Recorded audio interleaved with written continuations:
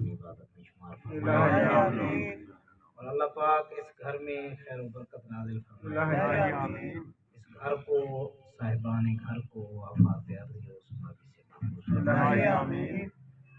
چند منٹ آپ کو زحمت دینی ہے۔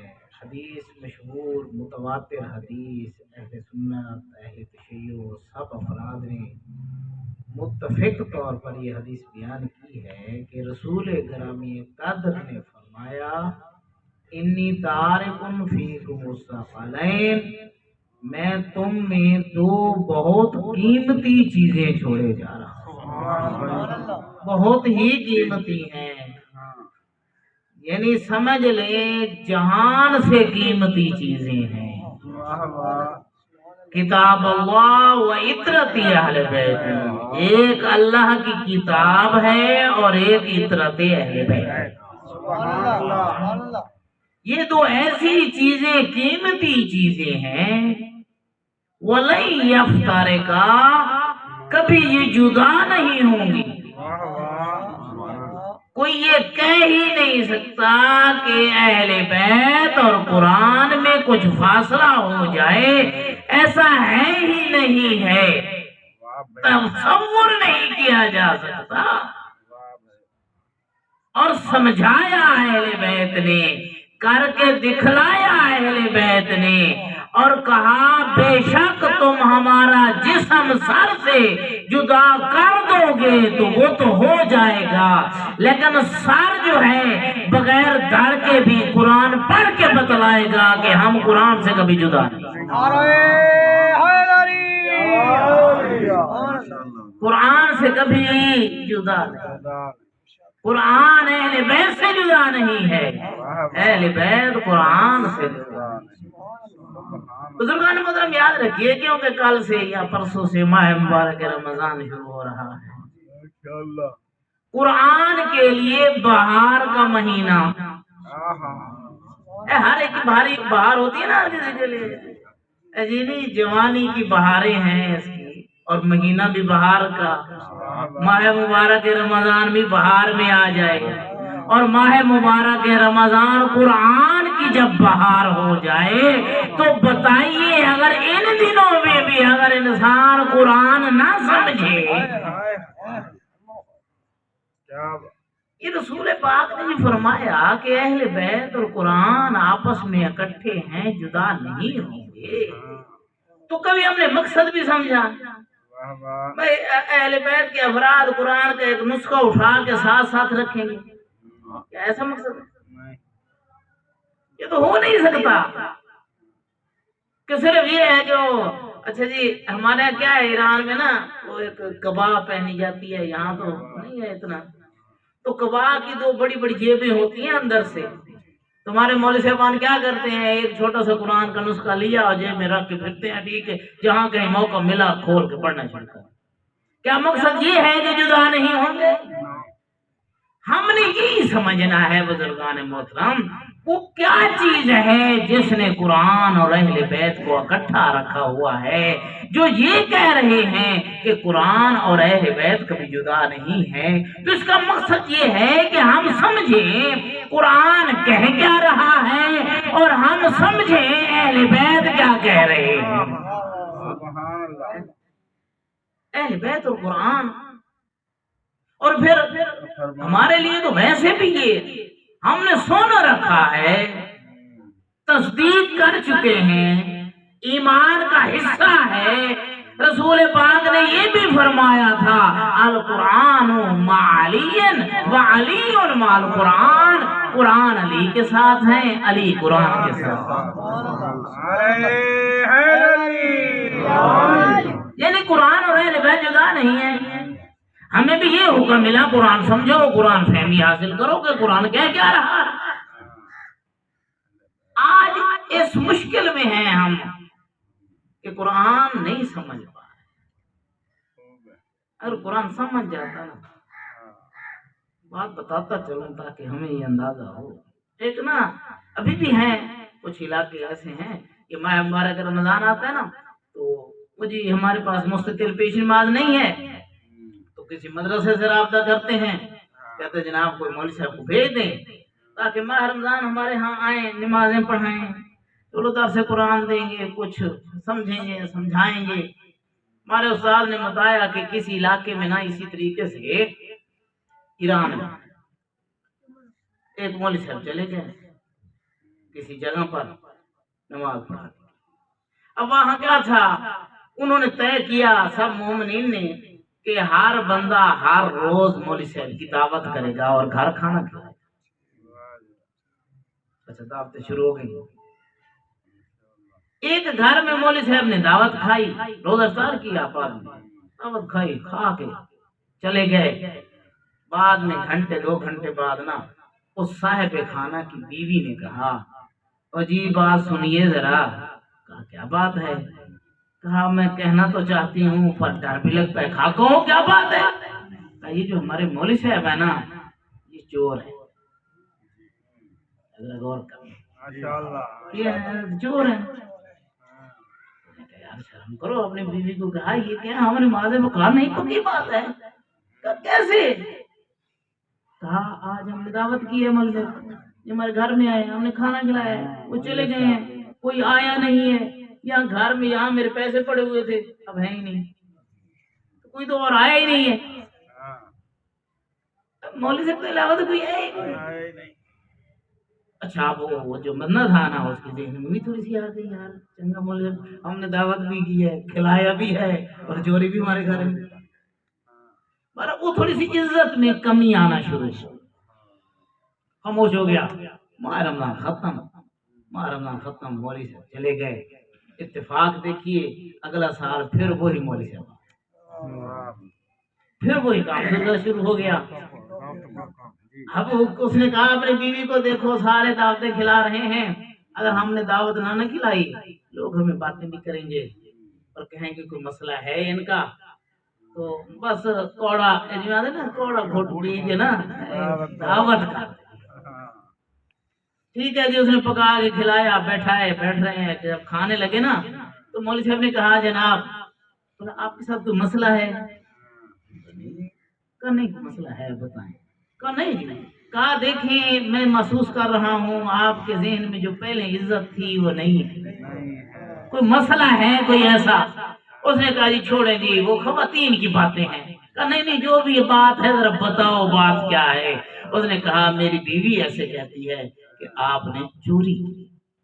کہا کیا مقصد؟ کہا اس کے پیسے پڑے ہوئے تھے، پچھلے سال آپ دعوت پہ آئے تھے، اس کے بعد پیسے غائب، تو انہوں نے کہا کہ انہوں نے چوری کی ہے۔ مولوی صاحب نے کہا بندہ خدا کا پہلے بتا دیتا، اسی دن بتا دیتا، تو یہ اتنا عرصہ چپ رہا۔ ذرا غور کرنا اس بات۔ اس نے کہا کہ اچھا کیا بات ہے پتہ؟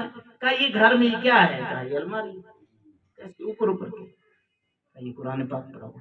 کہا ذرا اسے کھول۔ اچھا قرآن پاک اٹھایا، کہا اسے کھول۔ وہ غلاف جو چڑھا ہوا تھا غلاف اتارا، قرآن جیسے کھولا تو جیسے ہی صفحہ کھولا دیکھا اس کے اندر پیسے پڑے ہوئے، اس کے اندر پیسے پڑے ہوئے ہیں۔ وہ حیران ہو گئے، کہا یہ کیا مقصد؟ کہا جی ہاں پچھلی دفعہ جب میں دعوت پہ آیا تھا تو یہاں آپ کے پیسے پڑے تھے، یہ برتن گرا پیسے نیچے گر گئے، میں نے کہا یہ مسلمان گھرانہ ہے ہر روز قرآن پاک پڑھتا ہوگا، تو یہ میں پیسے اٹھا کے میں نے قرآن میں رکھ لیے کہ یہ کھولیں گے تو انہیں پیسے مل جائیں گے۔ لگتا یہی ہے کہ پورا سال گزر گیا ہے تم نے قرآن کھول کے، جب قرآن پڑھنا ہی نہیں ہے۔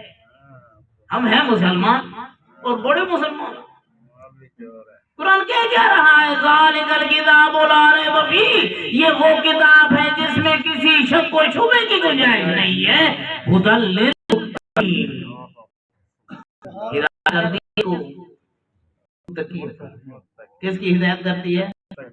متقین ہونا چاہیے۔ ایک اور بھی لفظ میں آپ کو بتا چلوں کہ ہم کم از کم سپیکر تو 3 دفعہ اذان دیتے ہیں نا، امیر المؤمنین و امام المتقین، میں گواہی دیتا ہوں حضرت علی مومنوں کے امیر ہیں اور متقیوں کے امام ہیں۔ اگر ہم متقی نہ بنے تو پھر کیسے؟ قرآن کیا کہتا ہے؟ قرآن اگر ہم سمجھ لیں قرآن اتنی عظمت کی بات کرتا ہے. میں آپ کو فرمان سناتا چلوں. امام چہاروں میں امام زین العابدین علیہ الصلوۃ والسلام وہ فرماتے ہیں کہ اگر پوری کائنات میں سارے انسان ختم ہو جائیں، سارے انسان، میں اکیلا رہا. انسان کیونکہ معاشرتی طور پر رہنے والا ہے، اکیلا نہیں رہ سکتا. آپ ہمارے کسی جماعت میں آپ کہہ دیں آج کہ آپ کمرے میں بیٹھ جاؤ، ٹی وی بھی نہ لگائیں، موبائل بھی اسے نہ دیں، کہ یہ 2 گھنٹے صرف بیٹھو اکیلا، کچھ کوئی بات کرنے والا نہ ہو، کوئی کتاب پڑھنے والی نہ ہو، موبائل چلانے والا نہ ہو، صرف ہو سکے 2 گھنٹے بیٹھ کے دکھا دیں. وہ نہیں بیٹھ سکتے. کیوں؟ تنہا نہیں رہ سکتے. تو امام فرماتے ہیں اگر کائنات کے سارے انسان ختم ہو جائیں اور میں اکیلا بچ جاؤں اور اگر میرے پاس قرآن کریم ہو تو میں احساس تنہائی نہیں کروں. مجھے یہ نہیں محسوس ہوگا کہ میں تنہا بیٹھا. کیوں؟ امام فرماتے ہیں اس لیے کہ جب میں قرآن پاک پڑھتا ہوں، قرآن پاک جب میں پڑھتا ہوں مجھے ایسے لگتا ہے کہ میں اللہ سے باتیں کر رہا ہوں، اللہ میرا جواب دے رہا ہے. نعرہ تکبیر، اللہ اکبر، نعرہ رسالت، یا رسول اللہ، نعرہ حیدری، آواز بلند تر صلوات. تو بہار ہے آگے ماہ مبارک رمضان قرآن کی. خالی لفظ پہ نہ جانا. ہم عرب تو نہیں ہے کہ ہم عربی پڑھتے جائیں گے اور مفہوم ہمارے ذہن میں آتا جائے. ترجمہ پڑھیں، تفسیر پڑھیں، بزرگان محترم یاد رکھیے. ایک آیت پڑھ لیں، ہر روز ایک آیت پڑھنے میں، لیکن سمجھیں کہ قرآن کیا ہے. قرآن ہمیں کس چیز. اچھا، فقہی احکام کے متعلق صرف 600 آیات ہیں زیادہ سے زیادہ، اور یہ 6000 سے زیادہ آیات کس کے لیے؟ قرآن معجزہ ہے اللہ پاک کا، رسول گرامی قدر پر آیا اور دعویٰ ہے قرآن کریم کا مجھ جیسا کوئی نہیں لا سکتا، ایک آیت کوئی نہیں بنا سکتا. میں کیوں نہیں بنا سکتا؟ کیونکہ مجھ پر نگرانی اللہ کی ہے. اللہ نے فرمایا ہے اِنَّا نَحْنُ نَزَّلْنَا الذِّكْرَ وَإِنَّا لَهُ لَحَافِظُونَ، کہ ہم نے ہی قرآن نازل کیا ہے اور ہم ہی اس کی حفاظت کرنے والے ہیں. کبھی اس کے مفہوم میں تبدیلی، اگر کوئی ترجمہ غلط کر دے علیحدہ بات ہے. قرآن میں کسی قسم کی نہ کوئی لفظی کمی ہے نہ کچھ زیادہ. اتنی عظیم کتاب، پھر ہم بیٹھے رہے. اتنی عظیم کتاب میرے پاس ہو تو میرے پاس آتے ہیں کچھ لوگ، اب ہیں مسائل، اور میں ان کو یہ بتاتا ہوں،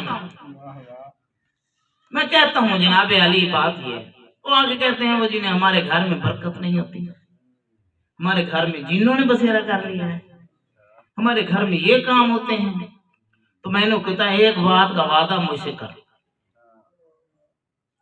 قرآن کریم کی باقاعدگی سے گھر میں تلاوت کرو اور بالایمان تلاوت کرو تو یہ کسی قسم کی مشکل آپ کو نہیں ہے.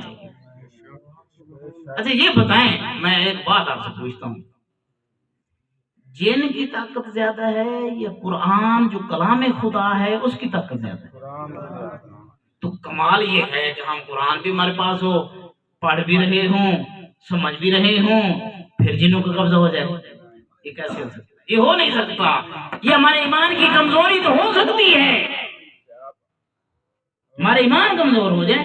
کیسے کمزور ہوتے ہیں ایمان ایسے کمزور ہوتے ہیں. تاریخ روایت میں نے پڑھا ہے کہ روایتیں فرماتی ہیں جب انسان گناہ کرتا ہے اس کے دل پر سیاہ داغ بن جاتا ہے. جیسے جیسے گناہ کرتا جاتا ہے اس کا دل جو ہے نا وہ سیاہی سے بھرتا جاتا ہے. ایک ایسا موقع آتا ہے جب پورا دل سیاہ ہو جاتا ہے. جب دل سیاہ ہو جاتا ہے تو پھر اللہ فرماتا ہے کیونکہ تم نے خود سیاہ کیا ہے، پھر اللہ فرماتا ہے سمن بکمن عمیٌ فہم لا یعقلون، اب تم بہرے بھی ہو گئے ہو، اب تم اندھے بھی ہو گئے ہو، اب تمہارا عقل بھی کام کرے گا. کیوں؟ اس لیے کہ ہم نے خود جو ہے نا اس کو بنا دیا. اگر ایسا نہ ہوتا تو ہم ایسا ہمارے ساتھ نہ. یاد رکھیے بزرگان محترم، میں ہمیشہ یہ نصیحت کرتا ہوں، قرآن فہم لیں۔ اچھا ہم نے سنا ہوا نہیں ہے کہ بی بی زینب عالیہ کوفہ میں خواتین کو قرآن پڑھایا کرتی تھی؟ اچھا یہ کوفہ عرب ملک تھا یا عجم تھا؟ عرب ہے نا، تو انہیں کیا پڑھاتے تھے پھر؟ وہ تو عربی خود جانتے تھے، پڑھ تو لیتے تھے، پھر کیا پڑھا رہی تھی؟ بزرگان محترم یاد رکھیے، یہ تفسیر تھی، یہ ترجمہ تھا، یہ وضاحتیں تھیں جو حضرت بی بی زینب سلام اللہ علیہا پڑھایا کرتی تھی۔ آج ہمارے ہاں کہاں درس ہوتے ہیں؟ کبھی ہم نے سوچا دیکھا ہے کہ یار درس قرآن ہو رہا ہے، روزانہ صبح کی نماز سارے مومنین اکٹھے ہوتے ہیں، ہم 2-3 آیتیں ترجمے کے ساتھ پڑھتے ہیں، سمجھتے ہیں کہ قرآن کیا کہتا ہے۔ بزرگان محترم ایک درد دل ہے، اور آج سے بھی میں آپ سے یہ گزارش کروں گا کہ ماہ مبارک رمضان آ رہا ہے اور بندے نے جو ہے نا روزے رکھنے ہوتے ہیں، نمازیں پڑھتا ہے، دل ذرا نرم ہو جاتے ہیں، اور کیونکہ پھر جوانوں کے لیے ایسی بات ہے کہ آج ہی شیطان بھی بند ہو جائے گا۔ اگرچہ شیطان کے چیلے پھر رہے ہوتے ہیں، شیطان بند ہو جاتا ہے، چیلے اپنا کام کرتے ہیں، لیکن پھر بھی ہمارے جوان اگر اس چیز کو دیکھیں کہ جو ہے نا وہ شیطان بند ہو گیا ہے، ہم نے اللہ کی طرف جو ہے نا وہ رہنمائی کرنی ہے، چلو 1 مہینے کے لیے اپنے آپ کو قرآن فہمی کے لیے وقف کریں، قرآن سمجھیں کہ قرآن کی کتنی عظمت والی کتاب ہے، سب دعوے اچھا کتنی عظمت والی بات۔ کہتے ہیں کہ ایک نا عرب میں تاریخ اسلام سے پہلے عربوں میں نا ہوا کرتا تھا، ایک میلہ ہوا کرتا تھا جس کو اوقاز کا میلہ کہا جاتا ہے۔ وہاں لوگ پورے اپنے علاقوں سے اکٹھے ہوتے، اور وہاں اس وقت عرب سے اسلام سے پہلے شعر و شاعری کا بڑا جو ہے نا مقابلے ہوا کرتے تھے۔ عرب جو ہے نا شعراء اپنا اپنا کلام لکھ کے لایا کرتے تھے، اور وہاں جو ہے نا وہ مقابلے ہوتے، جن کا جو ہے نا وہ اچھا کلام پیش ہوتا وہاں وہ خانہ کعبہ کی دیوار پر لٹکا دے، فوراً لوگ اس کے شعر پڑھتے اور اسے جو ہے نا وہ لوگ داد دیتے اور جو ہے نا یہ کرتے۔ یہ ایک کتاب ہے ہمارے ہاں فاضل عربی میں پڑھائی جاتی ہے، 7 معلقہ، 7 قصیدے ہیں، 7 قصیدے، یہ بڑے شعراء کے 7 قصیدے تھے، انہوں نے خانہ کعبہ کی دیوار پر لٹکائے ہوئے تھے۔ جب رسول گرامی قادر نے دعوت توحید دینا شروع کی، قرآن کی آیتیں سنانا شروع کی، تو ایک چھوٹی سی سورت جو قرآن کریم کی سب سے چھوٹی سورہ ہے، جسے سورہ کوثر کہا جاتا ہے، وہ آپ نے لکھوا کے خانہ کعبہ کے ساتھ کھڑی کر دی، انہیں 7 معلقہ کے ساتھ کھڑی کر دی۔ اب شاعر جب آتے کلام دیکھتے، اس کلام کو بھی دیکھتے، یہ شاعری نہیں تھی لیکن اس کلام کی عظمت دیکھتے ہوئے وہ کہتے ما ھذا کلام البشر، یہ کسی بشر کا کلام ہو ہی نہیں سکتا۔ نعرہ تکبیر، نعرہ رسالت، نعرہ حیدری، آواز بلند تر صلوات۔ یہ کسی بشر کا کلام ہو ہی نہیں سکتا، سبحان اللہ۔ یہ جو ہے نا یہ کیوں؟ وہ ایک سورت، چھوٹی سی سورت، انا اعطیناک الکوثر فصلی لربک وانحر، قافیہ بھی بہترین، نثر بھی ہے، شاعری بھی نہیں ہے تو کہتے ہیں یہ تو شاعری کی اندواز ہے، رسول نے خود ہی جو ہے نا شاعری بنا دی تھی، نہیں، بندہ سمجھیے اس کو، فصلی لربک وانحر، نماز پڑھنے کا بھی حکم ہے اور قربانی کرنے کا بھی حکم ہے۔ اللہ نے اتنی بڑی نعمت عطا کر دی ہے اس صورت کے ذریعے کہ جس پر قربانی بھی بنتی ہے اور نماز بھی بنتی ہے۔ سبحان اللہ۔ تو بزرگان محترم یاد رکھیں، قرآن اتنی عظمت والی کتاب، ہم نے کبھی قرآن سمجھتے، اصل مسئلہ صرف یہ، قرآن اگر ہم سمجھ جاتے، قرآن کو صحیح طریقے سے سمجھ لیتے تو کبھی جو ہے نا وہ اختلافات نہ ہوتے، ایک دوسرے کے ساتھ خلاف باتیں نہ ہوتی۔ ہم قرآن کو پڑھتے ہیں سمجھتے، اگر ہم گننا شروع کر دیں تو کتنے حافظ ہوں گے، کتنے بڑے حافظ ہوں گے، حافظ ارے نہیں حافظ۔ ہمارے ہاں میں جب ماہ رمضان کے لیے گیا تو ایک شخص نے آ کر کہا، وہ محسوس نہ کرنا میرے اہل سنت بیٹھے ہوں گے، وہ اہل سنت کے مولوی صاحب تھے، اچھے تو لوگ تھے ہمارے، میرے پاس آ کر کہا، اس نے کہا جناب آپ زکوٰۃ کیوں نہیں دیتے؟ جی آپ کو کس نے کہا ہے ہم نہیں دیتے؟ تو ہمیں تو ایسے ہی کہے کہ آپ منکر زکوٰۃ ہیں۔ اچھا کب سے ہوا یہ بات ہے؟ یہ شروع سے ہو رہی ہے۔ میں نے کہا اچھا وہاں میں بیٹھا ہوں تو کچھ افراد کو بلا لیا. میں نے کہا جی وہ آپ کو زکوٰۃ کے متعلق بھی جانتے ہیں؟ کچھ انہوں نے کہا جی ہے نہیں, آپ نے وہ پڑھایا نہیں ہے, کتابوں میں لکھا ہوا ہے, قرآن کریم میں لکھا ہوا ہے, جہاں نماز کا حکم ہے وہاں زکوٰۃ کا ہوتا ہے. تو ہم جو گندم کاشت کرتے ہیں ہم دیتے نہیں ہیں زکوٰۃ, فلانی چیز کی زکوٰۃ فلانی چیز. وہ مولوی سے حیران ہو, میں نے کہا جی میں نے انہیں پڑھایا تو نہیں ہے, سکھا کے تو نہیں بٹھایا. البتہ میں نے اسے کہا آپ قرآن جو ہے نا وہ پڑھتے ہیں لیکن سمجھتے نہیں ہیں. میں نے کہا جی آپ خمس دیتے ہیں؟ یہ خمس کیا ہوتا ہے؟ پڑھو قرآن کی 10واں سورہ پڑھو, پہلی آیت پڑھو, وَاعْلَمُوا أَنَّمَا غَنِمْتُمْ فَأَنَّ لِلَّهِ خُمُسَهُ وَلِلرَّسُولِ وَلِذِي الْقُرْبَى وَالْيَتَامَى وَالْمَسَاكِينِ وَابْنِ السَّبِيلِ. میں نے کہا پڑھو, میں نے کہا کرو.